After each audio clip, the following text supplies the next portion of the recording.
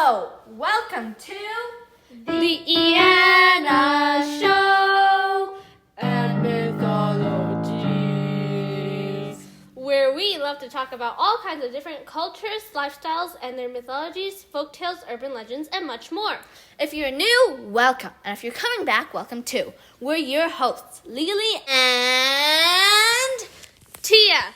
We are so excited to have you here so that we can talk about the cultures, stories, and mythologies of different countries.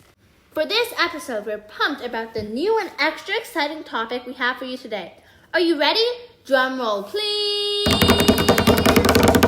We, IANAs, will be talking about the Japanese urban legends. Japanese urban legends often focus on supernatural elements, like angry spirits coming back as consequences from past tragedies. These stories often explore themes of death, vengeance, past tragedies, and lost love trying to get revenge. A frequent message in these legends are the lingering consequences of wrongdoing and evil, and have much suffering, tragedy, and horror woven into the story. Ah, I'm scared already. Aren't you, Tia? Nope. Can we just not do this? Nope, we're already ankle deep. Let's go. Our first story is about the Teke, a heartbreaking legend about the consequences of bullying. Teke starts off with a girl named Kashima Reiko, who went through a constant bullying. Kashima is so angry, hurt, and overall just sad that she jumps off a train onto the tracks and her bottom half gets cut off. Different versions say that Kashima was pushed onto the track by her bullies, and others say that she just wandered onto them without any other influence. Anyways, Kashima's spirit now haunts train tracks. Since she doesn't have a lower body, she walks with her hands and what's left of her body. Her torso drags along behind her. Because of this, either her elbows or the sound of her cut-off body scraping the ground make a really, really creepy Teke sound. If you see her, this spirit will chase you down and kill you by cutting off your lower body to mimic what has happened to her. She's said to do this by using a sickle. And don't even try to run away. Kashima is superhumanly or super spiritly fast.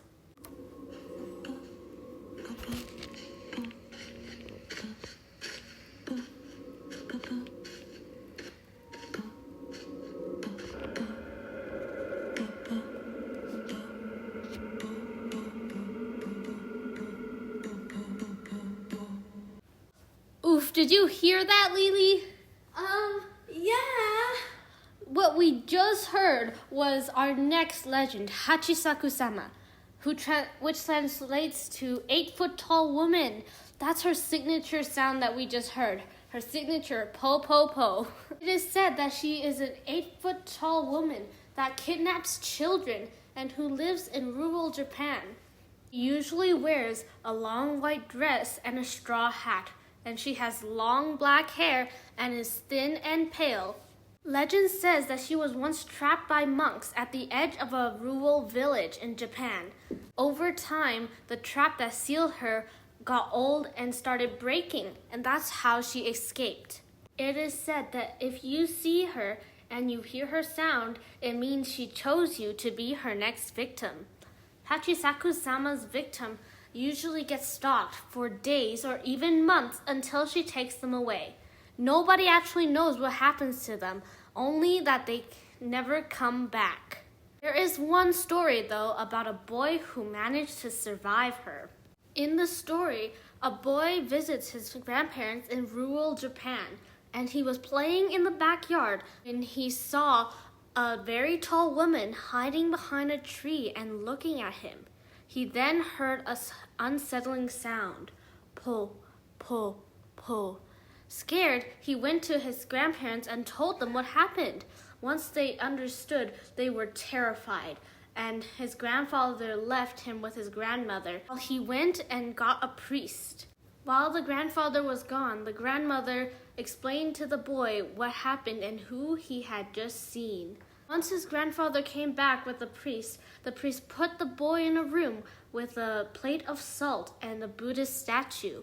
The priest told the boy to pray to the statue whenever he was scared and not to come out of the room until dawn. The boy was terrified. Later that night, during midnight, he heard a knock on his door and his grandparents' voice telling him to come out. He was about to do so when suddenly he heard the po-po-po sound. You know what's dangerous about Hachishakusama is that she can also imitate people's voices, and she nearly tricked him into coming out. For the rest of the night, he stayed inside the room until the morning, where his grandparents were filled with joy to see him alive.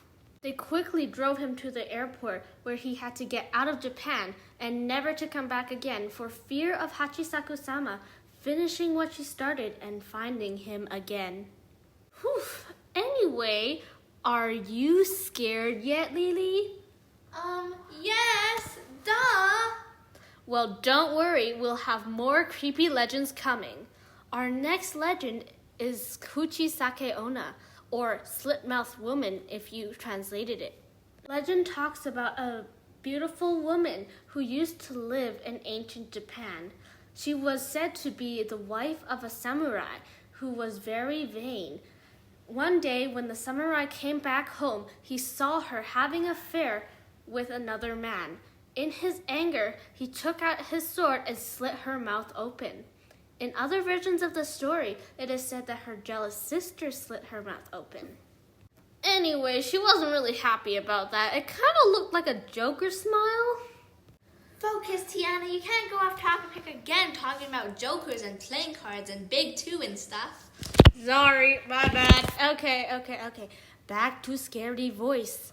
Wait. It is said in the legend that Kuchisake onna goes around at night and asks people if she was beautiful. She wore a mask to conceal her injury. If her victim answered her yes, she would take off her mask and ask them again. The victim would most likely recoil or step back at the sight of her bleeding mouth. She would ask you again, "Am I beautiful?" If they said no, she would kill them.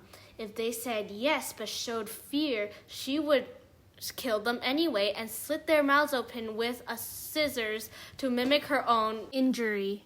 People say that if you respond yes without showing fear, Kuchisake onna will give you a diamond covered in blood. Wow, that was way too gory. I know, right? Okay, anyways, there's more blood coming. Cue our next urban legend, manto, or red cloak if you translate it. This creepy spirit loves haunting bathrooms, and specifically public and female bathrooms. In this legend, it was said that the spirit is a spirit of a man who used to wear a mask to cover his pretty face. In this legend, it is said that when you go to the bathroom and finish your business and you're about to wipe, a voice will call out asking you, "Do you want red paper or blue paper?" In other accounts of this story, it is said that he could ask you if you want a red cloak or a blue cloak, red cape or a blue cape. But in all these stories, the consequences are the same. If the victim chose red paper, manto will come in and with a knife cut you up until you are covered in your blood. If the victim chose blue paper, manto would strangle them until their face changes color. People say that if you try to trick manto and say you wanted yellow paper instead, he will come in and dunk your face into the toilet until you drown. In your own pee. Yeah. It's a pretty sad way to die, but there are other ways to survive too. In some versions of the story, people say that if you refuse to choose anything or you stay quiet, he will not harm you. Either way, the chances of you dying with this ghost is really high. Next up, our urban legend will be Hanako-san. Hanako-san is another washroom tale. Wow, these ghosts really love washrooms. Yeah, I know, right? It's about the spirit of a girl named Hanako-san, who haunts the girls' washroom in the third stall and on the third floor if possible. It is said that she died during a school bombing in Japan in World War II. Different versions, though, say that she was playing hide-and-seek when she died. Hanako-san is a bit of a different spirit to the other ones we already discussed, because she doesn't come to you. You go to her. You can summon Hanako-san by going to the third stall, standing in front of it, knocking 3 times and saying, "Hanako-san, are you there?" If she says, "Yes, I am," She will either pull the summoner into the toilet, to hell, kill them, or offer to play a game. If you say no to the game, you'll die by dismemberment. Some variations of this story say the victims of Hanako-san see a ghostly and bloody hand reaching towards them before they die. Sometimes Hanako-san will ask you questions, and if you don't want to die, you must answer them correctly. Another way to try and survive a meeting is to not answer anything and run away from school.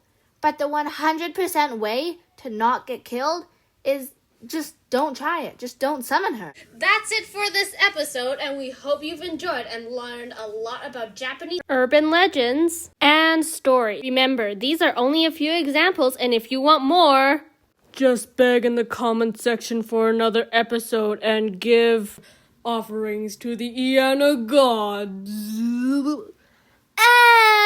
Anyways, we IANAs hope you've enjoyed this episode and have learned a little more about the Japanese urban legends. See you again in our next episode on Scottish mythology and legends. Till next time, IANA's off.